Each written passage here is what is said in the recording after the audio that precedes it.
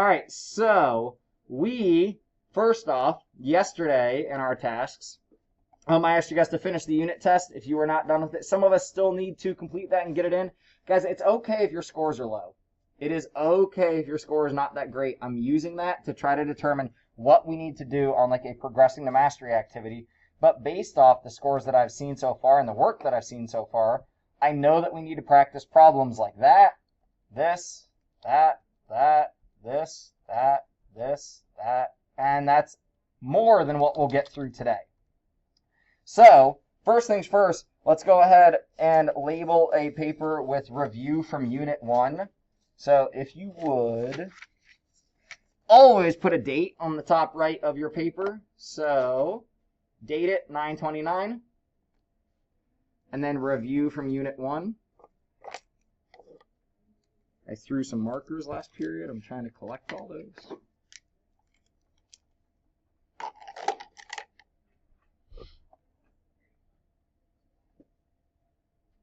Haley, you could join my Zoom if you want to just keep a watch for if she shows up. But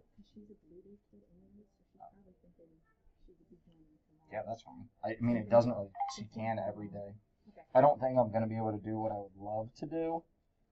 I would like get kids in class every day.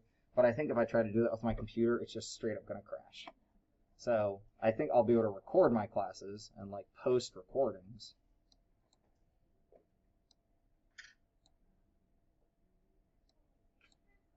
Okay. Then let's draw. If you need to make a reminder to yourself to submit your unit test, please make that reminder.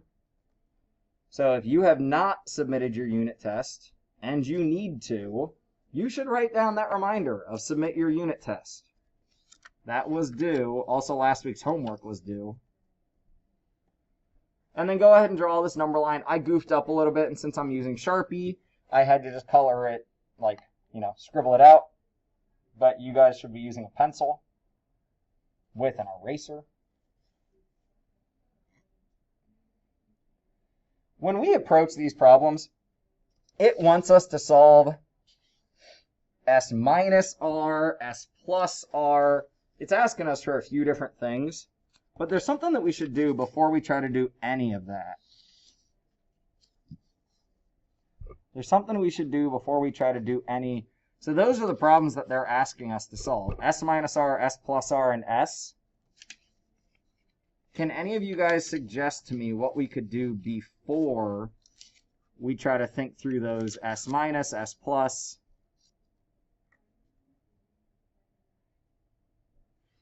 If we've got points on a number line, what could we do with those points?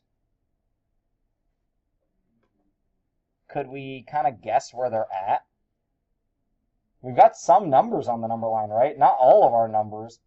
But what's S really close to? 3. Now, especially on the picture, not like my drawing, but on the picture on the computer, it's not quite there. So we could maybe say S is 2. And we use the squiggly equals to say approximately. We're just approximating here. What could we approximate R to be? -6, yeah. So if we approximate S and R, we can do that. So we write down what we think S is really close to and what we think R is really close to. Then write down the original expressions they're asking us to solve. S minus R, S plus R, and S.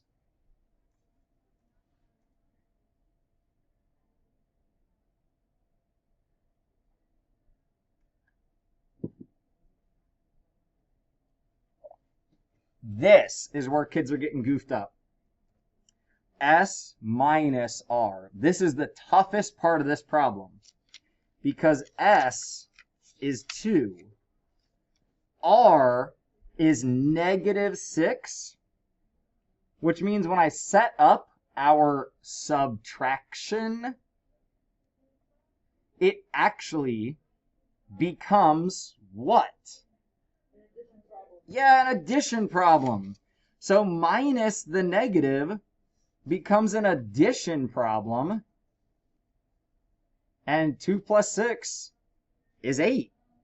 And as you can see, because I'm using the notes from the class before you, because this is a very quick transition that I'm getting used to, this is supposed to say greatest, but we don't know that yet. We have to do the work for the other ones. I think the next two are easier than the subtraction. Now notice I did not say easy. We don't say easy in this room. I said easier, right? Because 2 plus -6, what do we think about? What should we envision in our heads when we see a positive and a negative? Good guy versus bad guy. And sadly, who wins here? The bad guy wins by 4. And then S itself is 2. Now that I've had a moment to catch my breath, quite literally, I will write down the next problem with us. So do we have any questions on that number line addition and subtraction problem? It's the subtraction that keeps messing with everybody. Like, I literally went through and looked at people's answers, and that's what's happening. Here with this number line work, I think people are forgetting to start from 0. So always with number line problems, so I gotta pop that back up. For number lines,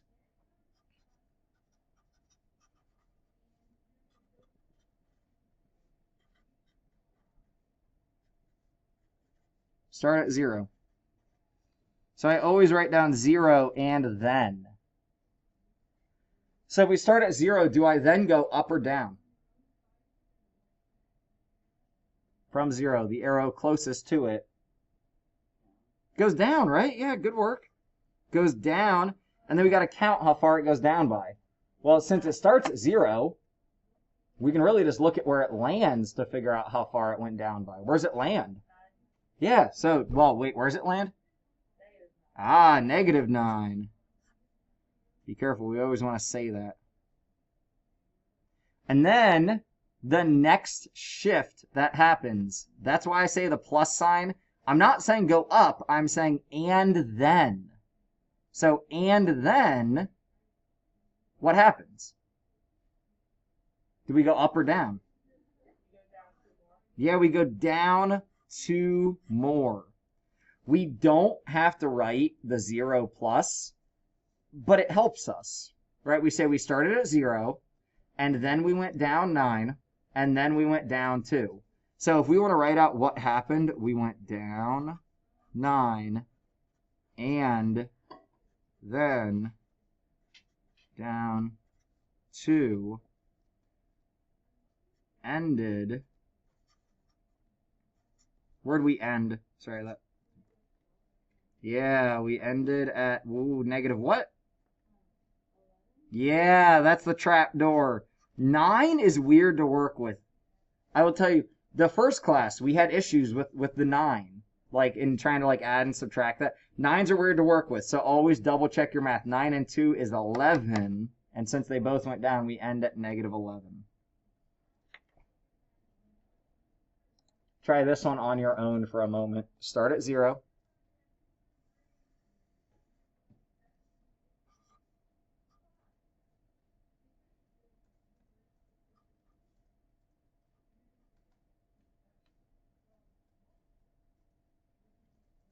All right, now I'm going to start bouncing around the room asking questions, especially because this is a small class. We want to hear from everybody. So Douglas, what do we do first? If we start at 0, do we go up or down first if we start at 0? Sorry, what was that? Up. So we go up, and if we count from 0, we go up 1, then up 2. So we go up 2, right? That's where we stop. So the first thing we want to say is we go up by 2. So up, +2, good. Unless we go down, we can just leave things positive. So, and then, Aiden, what do we do after that? After we went up by 2, we then... Yeah, we go down by 4. Now be careful saying both of those. I know what you meant, but we just say, and then -4, which tells us go down 4.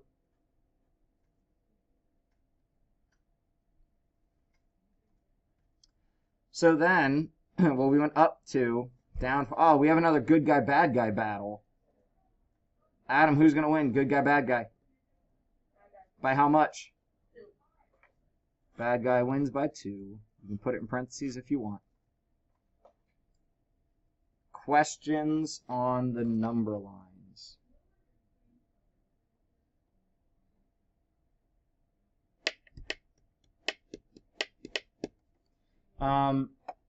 It's even more awkward in this class because we're so small. Actually, I think you guys might be more comfortable in this class because of this. Now that we're at school, you guys got to get used to just shouting out. So if I don't want to speak for the other teachers, but if I just ask a question and I'm not asking it to somebody and I don't say like, all right, raise a hand or who can help me, I'm just asking the question. All right, so you guys should always feel welcome to, and maybe you were doing this at home and we just couldn't hear you because, you have to unmute for us to hear you. But when we ask a question, we're just having a conversation with you guys. So the announcement that I essentially made to like 1A is when you think about the old school method of like, I'm the teacher, you're the students, you listen till you're called on. That's not really what happens at Phoenix. It's we're all here to learn together. I'm just taller than you and supposed to be more mature than you, but whatever. So that's it. We're all here to learn together. If you have a question to ask it. If you have a comment to make the comment. If it's totally off task, we might be like, yeah, not right now. Oh yeah, I never shut that again. My bad. That's fine because the air filter's right there. So I think I will try to not yell. You guys probably heard me yelling about donuts over there. We'll get to the donuts, although there aren't any donuts, which is the heartbreaking, yeah. All right, let's write down this problem. -11 equals p minus 9.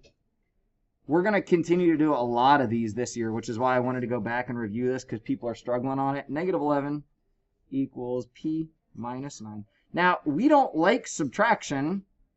Excuse me, anybody. What can we do to the subtraction? Replace it with